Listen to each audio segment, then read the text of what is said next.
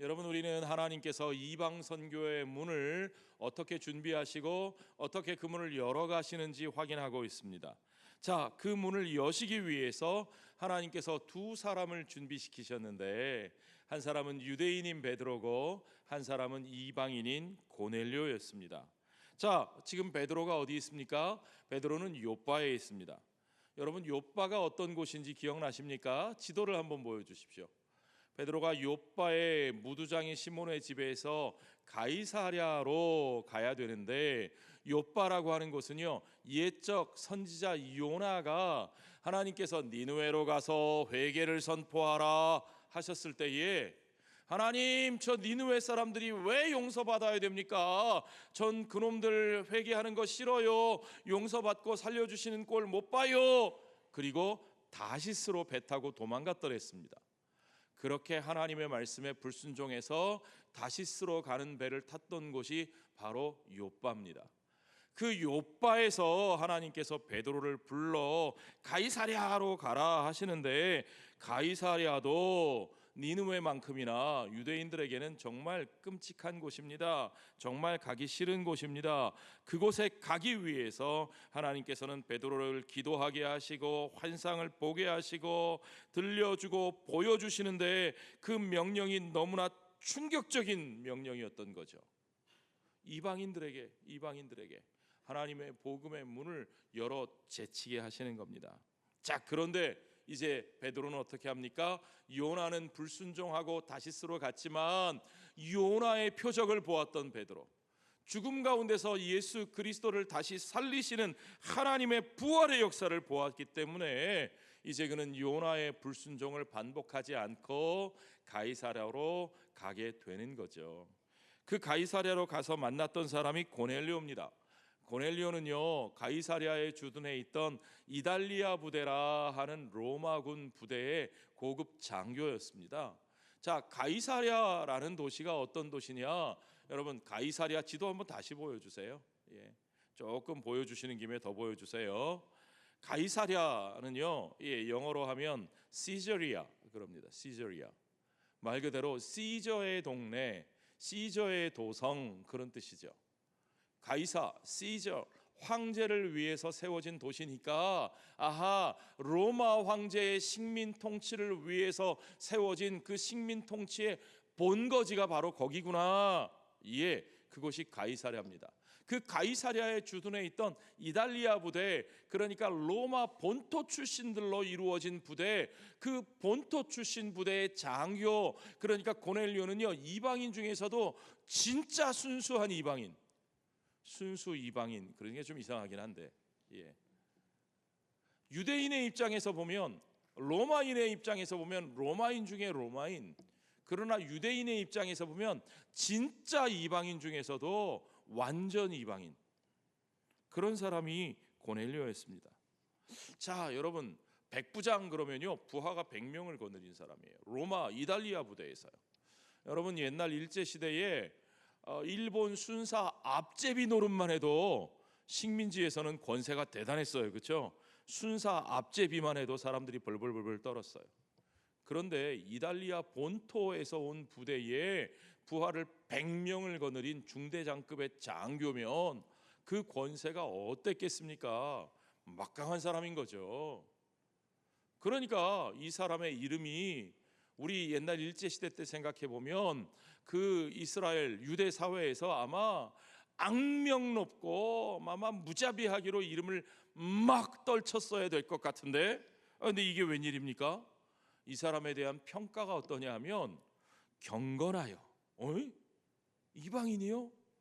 경건하여 온 집안과 더불어 하나님을 경외하며 백성을 많이 구제하고 하나님께 항상 기도하는 사람이라고 누가는 고넬료에 대해서 그렇게 소개하고 있습니다. 여기서요, 누가가 말하는 하나님을 경외하는 사람이라는 말은 무슨 뜻이냐 하면요, 이제 지도 안 보여주셔도 됩니다. 유대인은 아니고 이방인인데, 유대인들이 믿는 유일신 여호와 하나님을 믿는 그 신앙을 사모하고 좋아해서 그 하나님을 섬기고 그 하나님의 율법을 듣고 그것을 실천하며 살기를 원하는 사람이었다는 거죠. 물론 고넬료는 개종해서 유대인이 되지는 않았습니다. 할례 받지 못했어요. 그가 로마 사람의 신분을 버릴 수 없으니까요. 그러나 그는 기도하는 사람이었고 율법을 따라 살면서 백성을 구제하는 사람이었어요. 그가 이 구시기도, 유대인들의 기도 시간이죠. 구시기도를 지키고 기도했다 하는 모습을 보아도 알 수 있는데, 바로 그 기도 시간에 천사가 나타나서 고넬료에게 이런 말을 합니다. 10장 4절에 보면요, 천사가 이르되 내 기도와 구제가 하나님 앞에 상달되어 기억하신 바가 되었으니 내가 지금 사람들을 요빠에 보내어 베드로라 하는 시몬을 청하라. 하나님이 그의 기도를 들으셨다는 거예요. 여러분, 이 이방 사람의 기도가 무엇일까요? 그가 하나님을 사랑합니다. 하나님의 백성처럼 살고 싶습니다. 그런데 하나님의 백성이 될 수 없어요. 자, 그랬을 때 그의 기도가 무엇일까요? 너무너무 당연히 우리가 이해할 수 있지 않습니까? 하나님, 나도 하나님의 백성이 되고 싶습니다. 그런데 그 기도를 하나님께서 들어주셨다는 거예요. 자, 여러분, 누가의 기록을 보면 하나님께서 참으로 연약한 자들의 기도를 참 많이 들어주십니다. 사도행전뿐만 아니라 누가복음에서부터 보면 하나님께서 낮고 천한 마리아의 기도를 들어주셨고 시므온의 기도를 들어주셨고 여선지자, 늙은 여선지자 안나의 기도를 들어주시는 하나님이십니다. 그 신실하신 하나님께서 이제는 마침내 이방인 로마 군대의 장교 고넬료의 기도를 들어주시는데, 어떤 기도냐? 그들이 하나님의 집에 한 식구가 되는, 하나님의 백성이 되는 은혜의 문을 활짝 열어주시는 것을 여러분 믿으시기 바랍니다. 주님은 그렇게 유대인 베드로와 이방인 고넬료가 한 식구가 되기를 원하셨습니다. 그것이 바로 정말 오랫동안 우리 하나님께서 꿈꾸어 오셨던 하나님 나라의 참된 모습이라는 사실을 여러분 우리가 알아야 합니다. 하나님께서는 처음부터 그것을 꿈꾸셨습니다. 유대인과 이방인이 한 식구가 되는 것, 한 하나님의 자녀로 한 백성으로 사는 것, 여러분 한 식구가 되는 꿈, 여러분 한 식구가 된다는 게 무슨 뜻입니까? 한 지붕 아래서 한 밥상에 둘러앉아서 함께 먹고 마시는 게 한 식구잖아요. 그렇죠? 밥 식자, 입구자, 함께 먹고 마시는 게 한 식구예요. 그러면 여러분 베드로와 고넬료가, 유대인과 이방인이 한 식구가 될 수 있습니까? 율법으로는 절대 그렇게 될 수 없습니다. 유대인들에게는 정결법이 있어서요, 이방인들이 먹는 부정한 음식을 먹지 않았습니다. 유대인들은 이방인들과 함께 자리에 앉기만 해도 부정하다고 생각했습니다. 정결의 예식으로 받아들일 수 없는 일이에요. 그런데 어떻게 베드로와 고넬료가 유대인과 이방인이 한 식구가 될 수 있다는 말입니까? 함께 둘러앉아 먹을 수 없는 사람들이 어떻게 한 식구가 될 수 있다는 말입니까? 하나님이 바로 그 일을 위해서, 그 일을 이루시기 위해서 베드로를 미리부터 기도하게 하시고 준비시켜 오신 것을 우리가 보았죠. 사도행전 10장 10절에 보면 요빠에서 있었던 일입니다. 베드로가 시장하여 먹고자 하매, 하나님이 때도 잘 맞추셔요. 딱 배고플 때, 사람들이 준비할 때에 황홀한 중에 하늘이 열리며 그릇이 내려오는 것을 보는데, 큰 보자기 같고 내 귀에 매여 땅에 들이웠더라. 그 안에는, 아이고 배도 고픈 참에 그릇이 하늘에서 내려오니까 얼마나 신나겠어요. 뭐 맛있는 거 주시나 보다 하고 있었는데, 그 안에 보니까 뭐가 들어있어요? 땅에 있는 각종 네 발 가진 짐승과 기는 것과 배로 기어다니는 거요, 공중에 나는 것들이 있더라. 여러분, 유대인들이 땅에 배로 기어다니는 것을 먹을 수 있습니까? 아니요. 율법에 의하면 땅에 배로 기어다니는 것들, 뱀, 도마뱀, 뭐 그런 거 먹을 수 없습니다. 그런 유대인들이 먹을 수 없는 부정한 것들이 잔뜩 들어있는데, 아니 그걸 딱 눈앞에 보여주시더니 하늘에서 소리가 나는데 충격적인 명령입니다. 13절에 뭐라고 돼 있어요? 베드로야 일어나 잡아 먹으라. 베드로가 시키는 대로 했을까요? 아이고 천만에요. 베드로는 예수님 살아계실 때도 고분고분하지 않았던 제자예요. 주님 절대로 안 됩니다, 그럴 수 없습니다, 들이박았던 베드로인데 그 성질 어디 갔겠어요? 여기서도 고집이 셉니다. 14절에 보니까 주여 그럴 수 없나이다. 아니 내가 이제까지 어떻게 살았는데요? 속되고 깨끗하지 않은 것 내가 절대 먹을 수 없습니다. 내가 이제까지 유대인으로서의 자존심을 지키기 위해서 내가 어떻게 살아온 것을 아시지 않습니까? 그랬더니 하늘에서 또다시 소리가 들립니다. 뭐라 그래요? 우리 같이 읽어보죠. 또 두 번째 소리가 있으되 하나님께서 깨끗하게 하신 것을 내가 속되다 하지 말라. 누가 깨끗하게 하셨다고요? 하나님께서요. 하나님께서 이미 깨끗하다 하신 그것을 네가 속되다 하지 말라.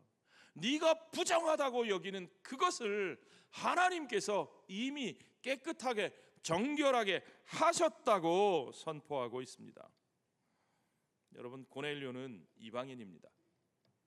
그는 이방인이지만 말씀을 알았고 율법을 지켰고 경건하게 살려고 했습니다. 그가 경건하고 기도하고 구제를 하니까 아마 유대인들이 이 고넬료에 대해서 좋은 소리는 했을 겁니다. 아유, 그 친구 이방인이지만 괜찮지. 그러나 거기까지입니다. 그렇다고 해서 그를 하나님의 백성으로 받아줍니까? 그와 함께 합니까? 아니죠, 아니죠. 괜찮은 이방인, 덜 나쁜 이방인, 그러나 결국은 이방인. 저들은 지옥의 땔감으로 쓰기 위해서 하나님이 만드신 자들, 거기까지였습니다. 유대인들은요 결코 이방인들을 한 식구로 받아들일 수 없었습니다. 유대인들은요 그 이방인들과 자기들이 다르다는 것, 그들과 분리된다는 것, 그것으로 자신들의 정체성을 삼았습니다. 자신들이 그들과 다르기만 하면, 그것을 드러내기만 하면 자신들의 하나님의 백성됨이 더 확인되는 것이라고 생각했습니다. 오늘날도 그와 비슷한 생각하시는 분들이 많죠. 당신이 그리스도인으로 삽니까? 당신이 그리스도인의 모습을 어떻게 보이고 있습니까? 어떤 분들은요, 나 교회 다녀요, 교회 다녀요. 나 술 안 먹잖아요. 나 담배 안 피잖아요. 술 안 먹고 담배 안 피면 그것으로 하나님의 백성임이 확인되는 겁니까? 그게 다입니까? 내가 그들과 다른 겉모습을 보이면, 먹고 마시는 것이 다르면 그걸로 내가 하나님의 백성임을 확인할 수 있는 겁니까, 여러분?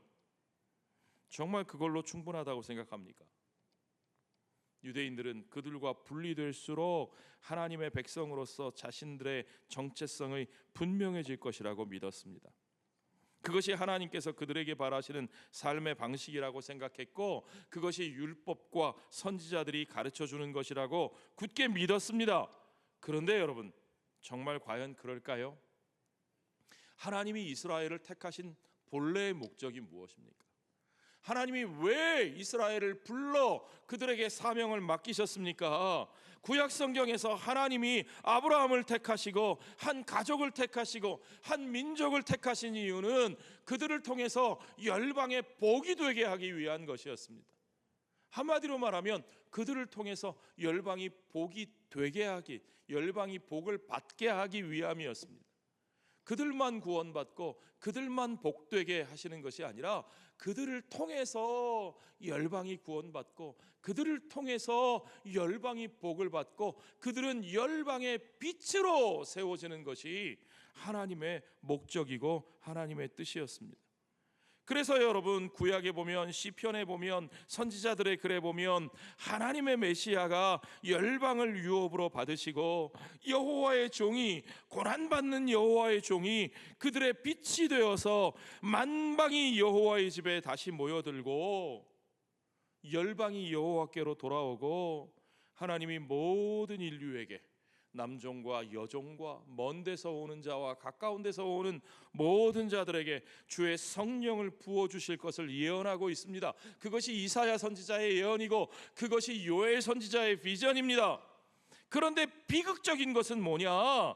이스라엘 백성들이 하나님의 그 택하심과 부르심의 교리를 자기들만 사랑하고 자기들만 축복하시는 편애의 교리로, 선택의 진리를 편애의 교리로 왜곡시켜서 인종적인 교만과 혈통적인 프라이드와 증오에 가득 찬 삶을 살고, 그래서 이방인들과 자신들을 분리시키고 이방인들을 게으르고 멸시하고, 그것들을 통해서 자신들의 우월성을 강조하는 그런 잘못된 전통, 잘못된 사상으로 자리 잡게 되었다는 거죠. 그러나 우리 하나님은 한 번도 그들의 그런 생각을 지지하신 적이 없습니다. 우리 하나님은 그리스도 안에서 온 세상을 하나 되게 하시는 그 뜻을 이루시기 위해서 우리의 편견을 극복하게 하시는 분이신 것을 여러분 믿으시기 바랍니다. 우리는 이미 사도행전 8장을 통해서요, 사마리아가 성령 받는 걸 보았어요. 그리고 이제 하나님은 그 동일한 방법을 통해서 유대인과 이방인도 한 식구가 되게 하십니다. 우리는 이제 주님께서 고넬료의 가정에 성령을 부어주시는 장면을 보게 됩니다. 그 뜻이 무엇인지, 이방인들도 성령 받는 것이 도대체 무엇을 말하는지 여러분 아셔야 됩니다. 하나님이 그 일에 베드로를 쓰고 계셔요. 베드로는 성령 받은 사람이에요. 성령 받은 사람은 성령이 하시는 역사를 분명히 보면 압니다. 아, 저게 성령의 역사구나. 아, 성령이 어디로 우리를 인도하시는구나. 그러니까 성령 받은 사람은 성령의 역사를 방해하지 않습니다. 그는 성령의 역사와 증거에 순종하고 그것을 받아들일 뿐만 아니라 그것을 전파하는 메신저로 쓰임 받게 되는 거죠. 우리는 하나님이 어떻게 베드로가 가진 편견을 제거하시고 그를 사용하시는지 보았습니다. 그리고 여러분, 오늘 우리에게 남아있는 편견과 혐오와 차별의 찌꺼기들을 우리는 싹 제거해야 저와 여러분이 성령의 도구로 쓰임받을 수 있음을 믿으시기 바랍니다. 그 중요한 선교의 역사의 한 페이지, 이 사도행전 10장을 제목을 붙인다면 많은 분들이 고넬료의 회심 이렇게 표제를 다는데 저는 아니에요. 저는 고넬료보다 진짜 변한 사람은 누구냐? 베드로.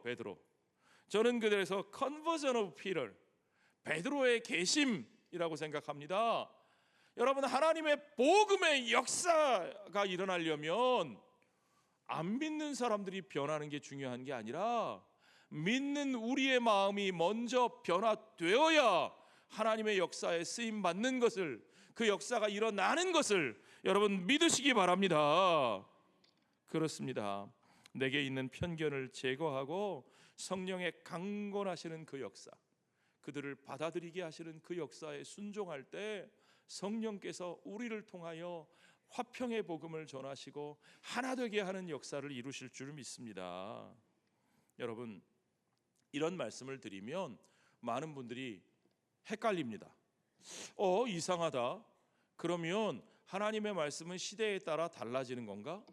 하나님이 언제는 이랬다가 언제는 저랬다가 하시는 분인가? 여러분 어떻게 생각하세요? 모세의 율법은 분명히 하나님께서 이스라엘에게 주신 말씀입니다. 그리고 오늘날 우리도 그 율법의 정신을 존중하고 그 율법의 원리를 따라 살아야 합니다. 틀림없습니다. 하나님의 말씀 바뀌지 않습니다. 율법의 1.1획도 그냥 없어지지 않습니다. 그러나 여러분, 그 모든 율법은 예수 그리스도의 빛 안에서 예수 그리스도를 우리에게 보여주는 그림자요 도구로 쓰임 받았기 때문에 이제 실체이신 예수 그리스도의 빛 안에서 우리에게 어떻게 율법이 성취되었고 예수 그리스도가 오시기까지 율법이 우리를 어디로 인도했는지 그걸 보는 게 중요해요. 그래서 어떤 특정한 시기에 특정한 목적을 위해서 우리에게 주셨던 말씀들이 이제 하나님이 완성하신 그리스도의 역사 안에서 우리가 다르게 이해할 수 있어야 한다는 것도 우리가 분명히 알아야 합니다. 예를 들면 이런 거예요. 어떤 엄마가 아이를 좀 강하게 키우기 위해서 아이가 학교 갔다가 스스로 집에 혼자 찾아올 수 있도록 훈련을 시킵니다. 아니 근데 학교하고 집 사이에 큰 찻길이 있어요. 차들이 쌩쌩 다니는 찻길인데 애가 그거를 언젠가는 건너서 혼자 다닐 수 있어야 되잖아요. 엄마의 마음이죠. 그 엄마의 목적이에요. 그래서 훈련을 시킵니다. 늘 엄마가 데리고 손 붙잡고 가다가 이제 아이를 앞장 세우고 뒤에서 쳐다봅니다. 아니 그랬더니 이 아이가 혼자 이렇게 가다가 차가 쌩쌩 다니는 길을 그냥 막 룰루랄라 신나게 휙 달리려고 하면 어떻게 하겠어요? 엄마가 뒤에서 안 돼! 멈춰! 거기 그냥 건너가면 어떻게 돼요? 너 죽어. 그게 율법이에요. 빨간불이 켜져 있을 때, 차들이 쌩쌩 다닐 때 멈춰 서. 하나님의 율법입니다. 하나님께서 이스라엘을 부르셨어요. 그들을 택하여 하나님의 역사를 이루고자 하십니다.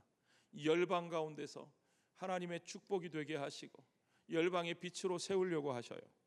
그런데 그들이 이방인들과 똑같이 살아요. 이방인들과 다를 게 하나도 없어요.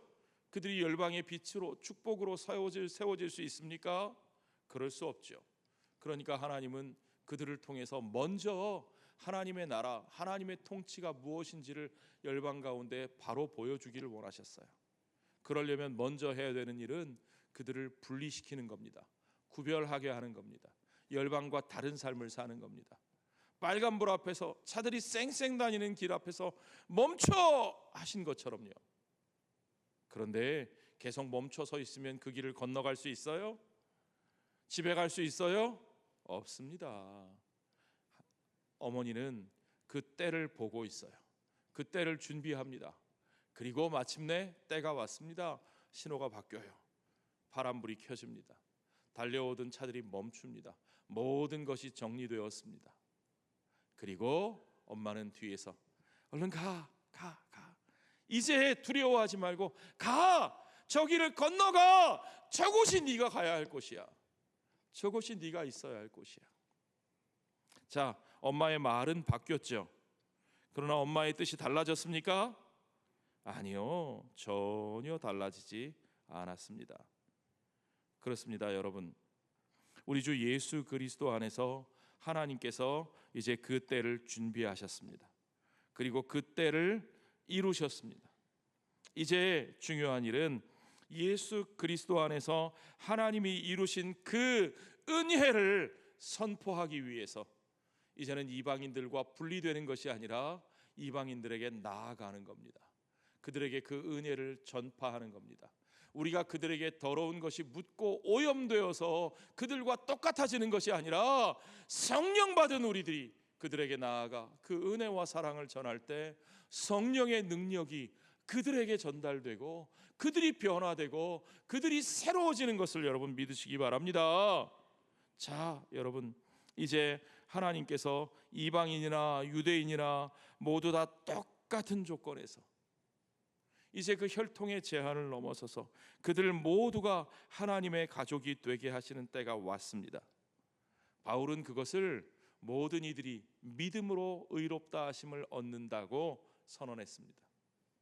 자, 믿음으로 의롭다 하심을 얻는다는 말이 바로 그겁니다. 그 말은 그저 나만 예수 믿고 나만 구원받으면 돼 하는 말이 아니라 모든 이들이 그리스도 안에서 믿음으로만 구원 얻기 때문에 이제 다른 조건, 다른 것들을 하나님께서 요구하지 않으시기 때문에 그 믿음 안에서 우리 모두가 하나가 될 수 있다는 말입니다. 우리 모두가 차별이 없이 평등한 은혜를 누리게 된다는 말입니다. 그 은혜 앞에 하나님께서 고넬료를 준비시키셨습니다. 그 은혜 앞에 이방인들이 나오게 하십니다. 하나님은 이미 헬라어가 세계 공용어로 쓰이게 하시고 헬라말로 이방인들의 말로 구약 성경을 번역해서 읽게 하시면서 그들 가운데 유일신 하나님을 믿고 하나님의 말씀을 사모하는 자들이 벌써 그 안에 생겨나게 하셨습니다. 그 중에 한 사람이 고넬료입니다. 하나님이 이 때를 준비하셨어요. 하나님이 복음이 전파될 때를 준비하셨어요.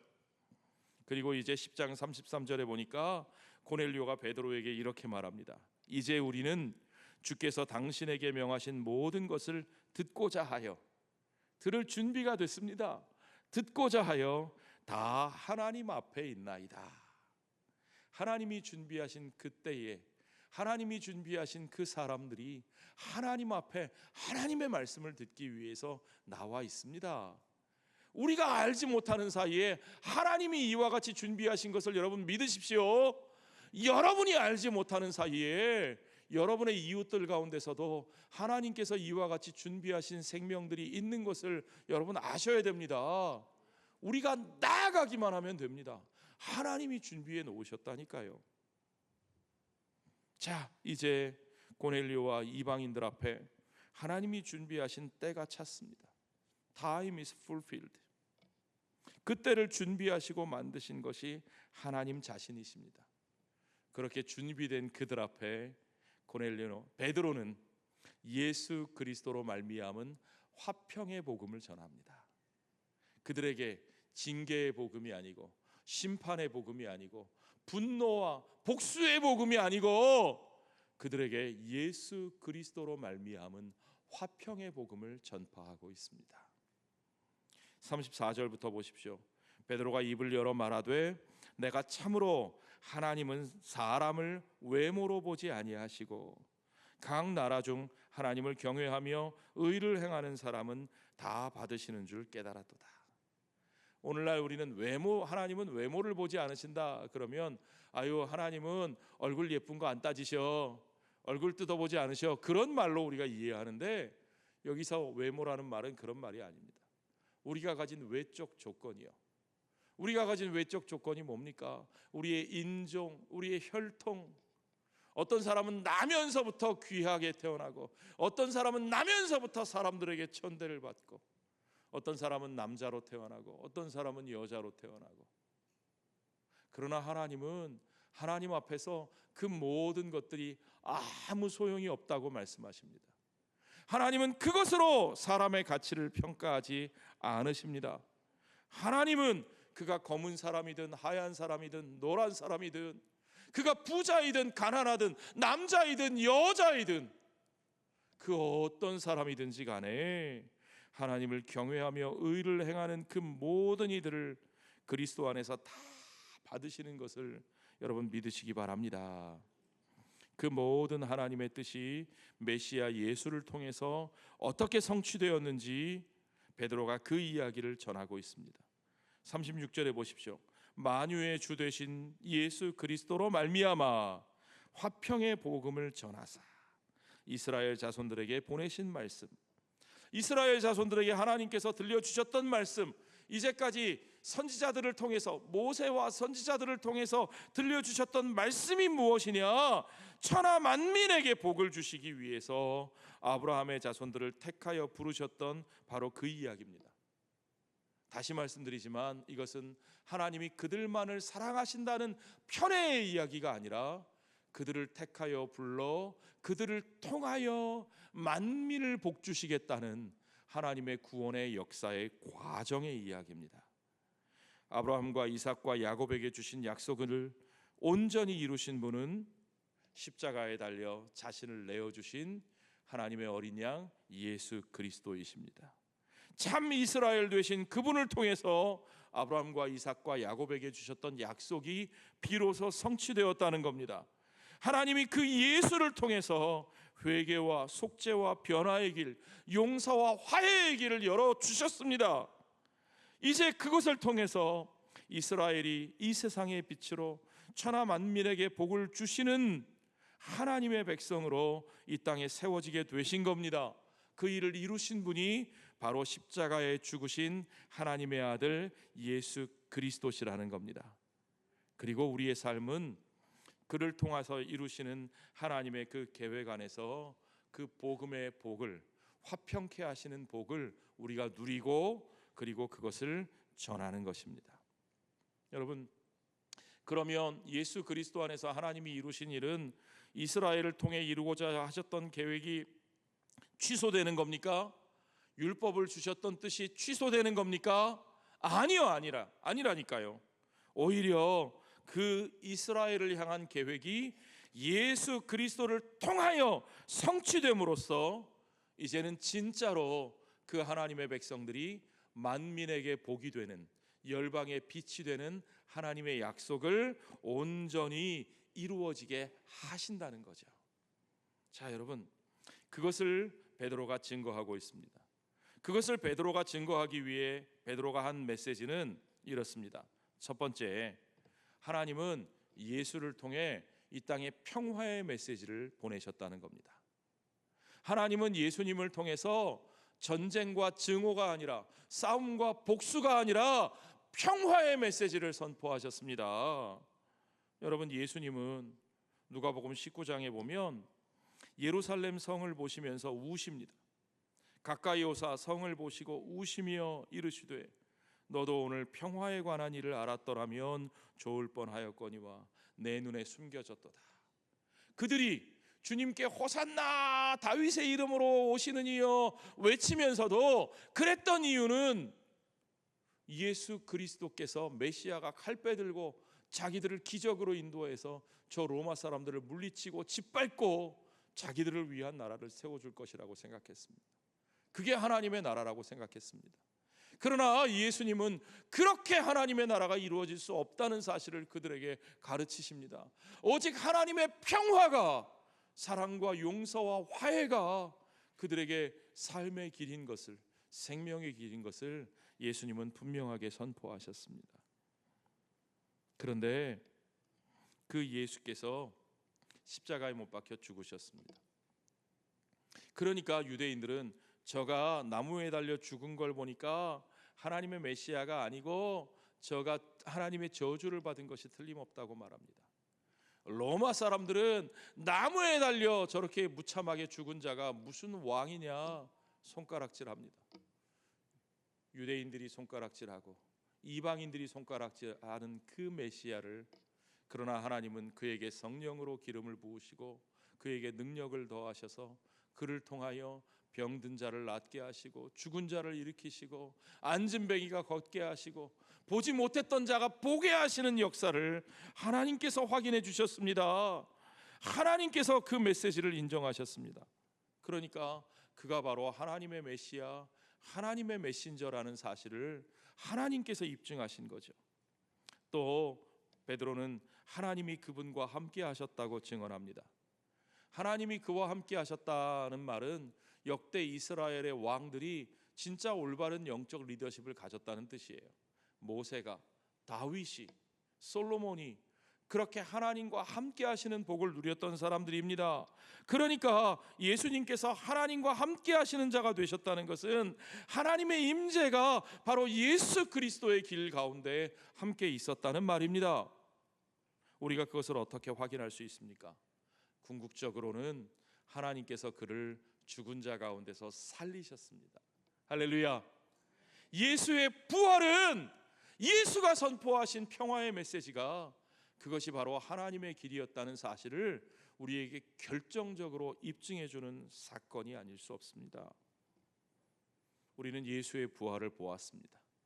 하나님께서 그 부활을 목격한 자들을 택하셔서 그들에게 그 부활의 메시지를 전하는 증인으로 세우셨습니다. 그 말씀을 전파하라고 맡기셨습니다. 무엇보다도 우리가 전해야 될 내용은 하나님이 바로 그 예수를, 그 평화의 메시지를 전하다가 십자가에 달려 죽으시고 부활하신 예수를 하나님께서 산자와 죽은 자들 모두를 위한 재판관으로, 심판자로 세우셨다는 사실입니다. 그러므로 이 메시지를 듣는 우리들은 어떻게 해야 됩니까? 그 평화를 위하여 십자가에 달려 죽은 그 예수를 하나님이 살리셨고 그가 산자와 죽은 자의 심판자로 오시게 되기 때문에 우리는 이제 그 평화의 메시지 앞에, 화해의 복음 앞에 순종하여 우리도 용서하고 화해하고 그들과 하나 되기를 선택해야 할 줄로 믿습니다. 그것이 베드로가 모든 이방인들에게 전했던 복음의 메시지입니다. 자, 여러분, 오늘 43절에 다시 한번 보십시오. 그에 대하여 모든 선지자도 증언하되 그를 믿는 사람들이 다 그의 이름을 힘입어 죄 사함을 받는다 하였느니라. 그를 믿는 자들은 모두 다, everyone, 모든 자들 다, 유대인이든 이방인이든 남자든 여자든 종이든 자유인이든 부자든 가난한 자든 어른이든 아이든 그들이 가진 외적 조건과 아무 상관없이 그들이 다 예수 그리스도를 믿는 그 믿음으로 하나님 앞에 평등하게 그 은혜 앞에 차별이 없이 하나님의 백성으로 받아들여지고 하나님께서 그들을 받으셨다는 이 복음의 이 메시지를 여러분도 믿으십니까? 그 복음의 은혜 안에 우리가 하나님의 백성이 되었습니다. 그 은혜를 믿는 모든 이들에게 주님께서는 고넬료의 집에 있는 모든 이들에게 성령을 부어주셨습니다. 참으로 놀라운 일입니다. 여러분, 오순절 성령 강림의 역사가 어떻게 일어났습니까? 베드로 사도는 오순절 성령 강림의 역사에 대해서 설명하면서 요엘 선지자의 예언을 이야기하죠. 자녀들이 예언할 것이고 노인들이 꿈을 꿀 것이고, 그러니까 젊은이들이나 노인들이 다 성령을 받고 남종과 여종들, 남자와 여자와 종과 자유자와 그 모든 자들이, 가까이서 오는 자들과 먼 데서 오는 자들이, 그 모든 자들이 주의 성령을 받는, 그들이 하나 되는 그 놀라운 역사가 오순절 성령 강림의 역사였습니다. 그것을 요엘 선지자가 예언했고 그것이 마가 다락방에서 실제로 일어났고, 그런데 오늘 가이사랴 이방인의 땅, 이방인의 집 고넬료의 집에서, 그곳에서 말씀을 듣는 모든 자들에게 그렇게 또다시 성령이 부어지는 역사가 일어납니다. 제2의 오순절 사건이죠. 그 오순절 사건이 어떻게 일어났는지 보십시오. 그 장면을 보십시오. 10장 44절부터 보니까 성령이 말씀 듣는 모든 사람에게 내려오시니라 그랬어요. 차별이 없이 거기 있는 모든 사람에게요. 고넬료의 집에는 어떤 사람들이 있었을까요? 오늘날 우리는 고넬료의 식구, 그러니까 아빠, 엄마, 아들, 딸 이 정도만 생각하는데, 당시 한 집에, 이 정도 권위가 있는 집에 식구 그러면 그 안에 일하는 하인들, 뭐 식솔들, 뭐 마부들 쫙, 그 모든 사람에게, 말씀을 듣는 모든 사람에게 하나님께서 주의 성령을 부어주셨습니다. 성령이 그들에게 부어지시는 모습을 보니까 베드로와 함께 했던 거기 복음을 전하는 이들이, 유대인들이 뭐라고 생각하느냐? 아, 이방인도 성령 부어주시는구나, 저들도 성령을 받는구나. 그렇다면 저들에게 세례를 주는 것이 어떻게 꺼리낌이 있을 수 있겠느냐? 무슨 말입니까? 저들에게 세례를 준다는 말은 무슨 말입니까? 여러분, 세례 받고 나면 우리가 뭘 하죠? 세례 받은 성도는 뭘 할 수 있어요? 성찬에 참여할 수 있죠.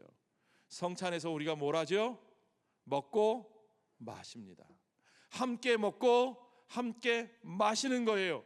한 피 받아 한 몸 이룬 형제요 자매, 한 식구가 된다는 뜻입니다. 그리스도 안에서 우리가 함께 세례받았다는 것은 우리가 한 형제요, 한 자매요, 한 식구가 되어 함께 먹고 함께 마시며 함께 살아간다는 뜻입니다. 이방인들에게 세례를 베푼다는 것은 이제 우리가 그들과 한 식구가 되기에 주저함이 없다는 선언입니다. 여러분, 어떻게 이런 일이 벌어졌습니까? 누가 하신 일입니까? 성령이 하신 일입니다. 성령이 그들에게도 부어졌습니다. 우리만 성령 받는 게 아닙니다. 남자들만 성령 받는 게 아닙니다. 자유자들만 성령 받는 게 아닙니다. 한국 사람만 성령 받는 게 아닙니다. 피부가 까만 사람도, 여자들도, 가난한 사람도, 날 때부터 누구에게도 귀하다는 대접을 못 받아본 바로 그 사람도, 우리 하나님은 그들에게 성령을 주시고 모든 믿는 자에게 죄 사함의 은혜를 주셔서 그들이 하나님의 한 백성 되어 우리와 함께 살기에 부족함이 없게 하시는 것을 여러분 믿으시기 바랍니다. 그것이 우리 하나님이 꿈꾸시는 세상이고 그것이 하나님께서 우리를 통해서 이루시는 세상입니다. 우리는 그 화평의 복음, 그 평화의 복음을 전하기 위해 하나님께서 베드로를 부르시고 준비시키신 것처럼 저와 여러분도 부르시고 준비시키시는 것을 믿으시기 바랍니다. 여러분, 우리 가운데 그 제2의 오순절이 일어나기를 소원합니다. 우리 가운데 그 화평의 복음을 향해서 우리의 마음이 활짝 열리기를 소원합니다. 우리가 아직도 누구를 불편해합니까? 우리가 아직도 누구를 꺼림칙해 합니까? 아직도 내가 가진 어떤 기준으로 사람을 평가하고 판단하고 저들은 안 돼 밀쳐내고 멀리하고. 그러나 여러분, 우리 하나님은 바로 그들과 내가 함께하기를 원하시는 하나님이십니다. 그들을 향해서 나의 마음을 열고 그들을 향해서 나의 손을 내밀고 주께서 우리에게 증거하게 하신 예수 그리스도로 말미암은 그 평화의 복음을 함께 나눌 때 세상은 하나님께서 계획하신 그 아름다운 하나님 나라의 꿈으로 차츰차츰 열매 맺게 될 줄로 믿습니다.